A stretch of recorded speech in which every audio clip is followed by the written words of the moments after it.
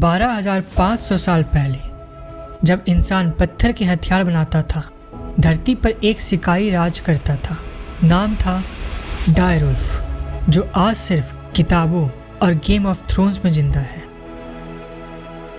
आज हम आपको एक ऐसी लैब की कहानी सुनाएंगे जहां वैज्ञानिकों ने 10,000 साल पहले विलुप्त हो चुके डायर वुल्फ को फिर से जिंदा करने का दावा किया है। पर सवाल ये है, क्या ये सच है या सिर्फ एक इंटेलिजेंट मार्केटिंग स्टंट? 2021 में टेक एंटरप्रेन्योर बेन लैम और हार्वर्ड के जॉर्ज चर्च ने क्यों बनाई कोलोसल बायोसाइंसेस, और इस कंपनी का मिशन क्या है? आइए हम इस साइंस फिक्शन जैसी सच्चाई को समझते हैं। डिस्कवरी। साल 1854 में अमेरिका के ओहायो रिवरबेड में जोसेफ लेडे को एक रहस्यमयी कंकाल मिलता है, जिसे जोसेफ ने शुरुआती नाम दिया कैनिस प्राइमावेस, जिसका मतलब होता है एक टेरेबल डॉग। फिर 1908 में लॉस एंजल्स के फेमस रैंचो ला ब्रिया टर्पिट्स से जॉन कैंपबेल ने 4,000 से ज्यादा हड्डियां खोजी और इनका औपचारिक नाम दिया कैनिस टायरस, जिसका मतलब होता है टेरेबल उल्फ। 2021 में जेनेटिक स्टडी ने और भी चौंका दिया। डायर उल्फ का वंश ग्रे उल्फ से अलग था। मतलब ये कि डायर उल्फ और अब के ग्रे उल्फ की इवोल्यूशनरी लाइन 6 मिलियन साल पहले ही अलग हो चुके थे। ये भेड़िया था, लेकिन अलग ब्रांच का। आप इसे कुछ वैसे ही समझ सकते हैं जैसा हम ह्यूमंस, होमोसेपियंस और पैरेंथ्रोपस जीनस के साथ। डायर उल्फ्स उत्तरी अमेरिका से लेकर दक्षिणी अमेरिका तक रहते थे, और ये अकेले नहीं बल्कि झुंड में शिकार करते थे। इनका शिकार बाइसन, घोड़े और शायद मैमथ भी थे। डीएनए स्टडीज सजेस्ट करती हैं कि ये सोशल एनिमल थे, और इंटरेस्टिंग बात यह है कि इनके दांत के वेयर पैटर्न बताते हैं कि ये दूसरों के शिकार पर भी जिंदा रह सकते थे। इनका वजन 60 से 68 किलोग्राम, लंबाई 6 फीट, जबड़े इतने मजबूत कि हड्डियां भी चबा जाएं। इनके जीनोम में 20 प्रमुख ट्रेट्स जैसे मोटे दांत, पावरफुल जबड़े, तेज दौड़ इन्हें प्लेस्टोसीन के एपेक्स प्रेडेटर बनाते थे।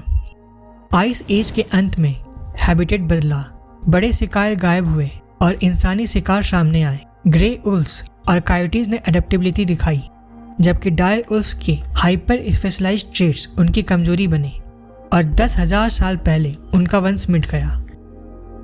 Company formation. हार्वर्ड के डॉक्टर जॉर्ज चर्च, जिन्हें जीन एडिटिंग के क्षेत्र में क्रांतिकारी मानते हैं, और एक टेक एंटरप्रेन्योर बेन लैम ने मिलकर 2021 में कोलोसल बायोसाइंसेस की शुरुआत की, जिसका मेन मिशन है इकोलॉजिकल रिस्टोरेशन, यानी पृथ्वी के पुराने इकोसिस्टम को फिर से संतुलित करना। बायोटेक्नोलॉजी एडवांसमेंट, जैसे कि नई जेनेटिक टेक्नोलॉजी विकसित करना जो इंसानों की बीमारियां भी ठीक कर सके। और सबसे बड़ा रिवर्स एक्सटेंशन, यानी विलुप्ति को पलटना। कोलोसल सबसे पहले चर्चा में तब आया जब उन्होंने मैमथ को वापस लाने का ऐलान किया। D extension. डलास की कोलोसल बायोसाइंस ने क्रिस्पर कैस9 और एंशिएंट डीएनए रिकंस्ट्रक्शन टेक्निक से 3 जेनेटिकली इंजीनियर्ड पप्स बनाए, रोमुलस, रेमस और खलेसी। इस प्रक्रिया में 2 मेन कॉन्स्टिट्यूएंट होते हैं।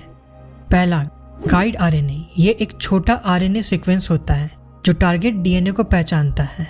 दूसरा कैस9 एंजाइम, ये मॉलिक्यूलर सीजर्स की तरह काम करते हैं। इन 3 जेनेटिकली इंजीनियर पप्स में 14 जीन्स एडिट करके 20 डायर उल्फ्स के ट्रेट डाले गए हैं। इनमें कोई पुराना डीएनए सीधे जीनोम में नहीं जोड़ा गया है, बल्कि मॉडर्न ग्रे उल्फ सेल्स को एडिट किया गया है। क्या ये असली डायर उल्फ्स हैं? वैज्ञानिक इसे फंक्शनल एनालॉगस कहते हैं। इनमें केवल 20 ट्रेट्स एडिट किए गए हैं। ये सुपरफिशियल नहीं, फंक्शनल ट्रेट्स हैं, पर जेनेटिक एसेंस पूरी तरह से ओरिजिनल नहीं है। डी एक्सटेंशन तकनीक के ब्रॉडर इम्प्लीकेशंस। ये तकनीक सस्टेनेबल एग्रीकल्चर और मेडिकल ब्रेक थ्रू में गेम चेंजर बन सकता है।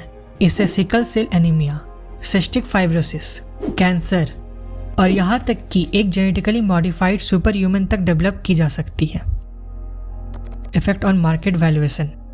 कोलोसल बायोसाइंसेस ने जब रोमुलस, रेमस और खलेसी 3 डायर उल्फ पप्स को जन्म दिया, तो सिर्फ विज्ञान नहीं, निवेश की दुनिया भी हिल गई। जनवरी 2025 में कंपनी ने $200 मिलियन की सीरीज सी फंडिंग जुटाई, जिससे इनका वैल्यूएशन बढ़कर $10.2 बिलियन हो गया।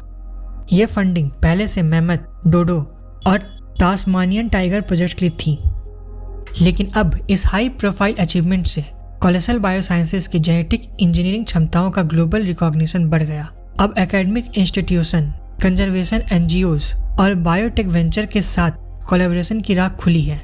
मतलब जो तकनीक डायर वुल्फ में इस्तेमाल की वह कल और भी बड़े डील्स ला सकती है। डायर वुल्फ्स 10,000 साल तक राज करके भी मिट गए क्योंकि वो बदल नहीं पाए। आज हम इंसान के पास वो चॉइस है जो डायर वुल्फ के पास नहीं थी।